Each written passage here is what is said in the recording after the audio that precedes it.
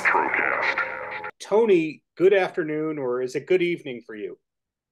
Good afternoon. Okay, good afternoon. Thank you for taking the time. How is your day going aside from answering the same questions over and over and over and over and over again? I was just talking about it with my partner. I was like, how many of those I did today? I'm gonna repeat myself. I'm gonna try to be creative with you. I'll try to do good. You my last one of the day. After 3 days, it felt like a marathon. Yeah, the key is everyone wants to speak with you because there's, just an important wine collaboration besides your philanthropy, besides your success as an entrepreneur, owning a couple of sports teams, etc. But we're here to talk about wine. How did you start working with Michel? So basically, we met through mutual friends. He used to own in the beginning of the 2000. He used to own the basketball team that I own right now. I bought it in 2014, and he used to own it back in 2000. And so that's how we met. We had connection with the sports world and had mutual friends. And he knew that I wanted to invest in wine. It was not a secret. That's something that I wanted to do after basketball. It's something Mhm. that I love and it's a passion. And so after talking for a year, we just agreed to become partners together. And then I became the ambassador of La Mascarone in Jeeper. Were you always a fan of wine? Now, you mentioned wanting to own wine labels after basketball, but not everybody is drinking wine when they're 18 or 21 years old. In other words, it's usually a slow onboarding kind of wine. Yeah, but me, I'm French, so it's in my culture. So I grew up with it. So when I was 17, I got introduced to it, and I really liked it. And then when I was 19, I was able to afford all those good wines, and I was lucky enough to play for a coach who loved wine. Coach Pop is a big wine lover. He has a huge collection, and he used to read a lot of magazines on the plane, and so it was a great way for me to connect with him and to bond with him. And after a while, I will do dinners in San Antonio once a month. I will do a dinner, invite all the best castles, and do a great dinner the next day. Invite them to a Spurs game, and I was lucky to create a great relationship with those people. And then in the summer, I will go in the vineyards, work on my locations, and make sure we stay in contact. So over the years, it created a great passion, for after 20 years of playing basketball, when I was ready to move on, that was something that I knew I wanted to do. How long was it from having this idea to work with Michelle to actually launching it and announcing it? We talked for like a year, and he was already a owner of a couple of vineyards. The most famous one, Cos d'Estournel, one of the most famous Bordeaux best red wine in the world. So that's why when he wanted to invest in the rosé, the rosé is exploding. Right now, all the big groups are investing in rosé, especially VMA, and they bought Chateau d'Esclans. And so when he talked to me about La Mascarone, I was reassured very early because the owner of that vineyard was Tom Bove, an American. His name was Tom Bove, and he used to own Miraval. And Miraval, that's the one, the Brad Pitt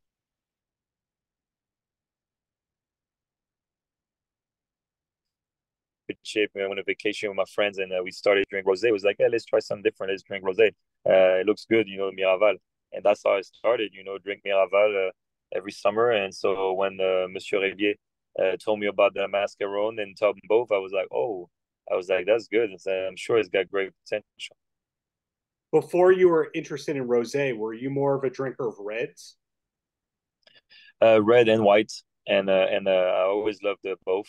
I would say I love all three colors, and I like the dessert wine too.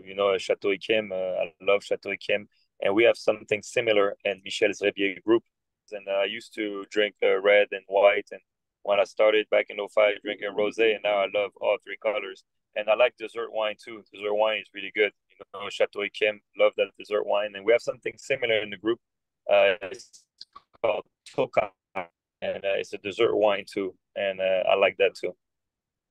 Got it. So when we talk about the Chateau La Mascaron, like what the offerings, what do you like to usually pair with, or do you just drink on your own, enjoy the wine on its own? Both. I'll drink the thing called l'apéro. You know, you do before dinners, and I can drink it by itself. I can drink it at parties, or I can drink it now at dinners. You know, and I don't really pair it with anything special. It doesn't matter what I'm eating. For me, I'm a big foodie guy. I love food. I love different, you know, like Italy, Spain, France, you know, Mexican, Asian. Like I really love food, and so it doesn't matter. Like for me, it depends, you know, on my mood. If I want to drink some red or white, but if I drink rosé, I don't think about what I'm gonna eat. It's just, oh, I want to drink rosé today. So playing, 20 years of professional basketball, obviously conditioning and diet was a lot more important than it is now. Did you get to enjoy New York much after you would play the Knicks, or is it get to the plane, get back home? No, we always enjoy our dinner. We were famous for our dinners, you know, with the Spurs. You know, we were the front runners with Pop to have wine in the NBA. When I arrived in '01, it was more like hard alcohol, and through the years, and maybe with the dress code when the NBA changed it with the dress code and had to dress up and be more classy, people were drinking more wine, and now you see it all over the NBA. You know, with Dwayne Wade and Steph Curry, Carmelo, everybody got their own vineyards. Or you can see LeBron posting a great vintage that he drank, you know, from one of the great castles, you know, of wine. And so now, you know, everybody drinks wine and appreciate wine. And so for me, coming from France, it's pretty cool to see the evolution of the NBA. Were New York crowds harder to deal with than other cities, or is that just a myth? No, they're tough for sure. They're tough, you know, and they because they know their basketball. You know, they die hard fans and they really know basketball. And doesn't matter if the Knicks are good or bad, it's always packed the Madison Square Garden. So people just love basketball. And so, as I mentioned earlier, you found success in multiple areas during your NBA career, after your NBA career, et cetera. Is there a field you haven't yet conquered that you're still hoping to work in? No, not really. Right now, I feel very happy with the development of Infinity Nine Group. You know, the group that I'm running with my partner. I just love everything we're doing. You know, we have different sections. You know, we have the sports section. That's where I own the basketball teams and the ski resort and the horse racing team. And we have the education branch. That's where we have the academy in Lyon and hopefully soon an academy near Paris.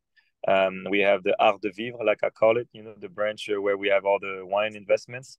And then we have the tech branch, you know, that's all my investments and different startups and stuff like that. Wow. So it sounds like you brought your competitive nature from sports into the business world. There's not a lot of sitting around time for Tony Parker. No, but I like to have an impact, you know, in our society. That's how we choose, you know, our investments, and I want to give back. And I'm animated about sharing, you know, my experience, you know, with the next generation, and just want to inspire people. And I have plenty of time to rest when I'm older. But right now, I feel like I still have a lot of energy, and I have that discipline and that work ethic, and I want to just have a great adventure, you know, with my friends, you know, and enjoy life. And we travel all around the world, and we feel very blessed. Well, two quick questions, and then I'll let you go. The first one has nothing to do with your successes or the wine, but you recorded an album of rap in Yes, 2006, 2007. So you're a yes, music fan. What's yes. the last concert that you went to for fun? The last concert that I went, excuse me, was Neo. I went to the Neo concert in Paris, and then before that, I saw Depeche Mode in Paris. I saw 50 Cent in Paris. That's the last three concerts that I saw the last 2 weeks. The next one is Coldplay in June. I love going to concerts because I was not able to go to concerts when I was a kid, and when I was playing in the NBA, we didn't have really time, you know, to go to concerts. So my last 2 3 years, I've been going to every concert. Everything I can do, I'll go. Wow. Okay. And then the last question related to that, what's the last sporting event that you attended? I went to the Super Bowl. That was my first time ever going live in Vegas. It was pretty cool. And by the way, the day before the Super Bowl, I went to the Sphere and I went to U2. I saw the U2 concert. So the U2 concert at the Sphere was amazing. And then the next day I went to the Super Bowl. And so that was pretty cool because I had to do an event, for ESPN, and they put me at the 50-yard line. I had the best seats in the house. It was pretty cool. So it sounds like you need to have a music publication or a music blog in the future because you're seeing more concerts than anybody. Yeah, I'm going to a lot of concerts, that's for sure. Well, Tony, thank you for the years of amazing, compelling basketball. Congratulations on the growth of the wine and your other businesses, and really looking forward to what's to come from you in the near future. Thank you, Darren. Thank you very much.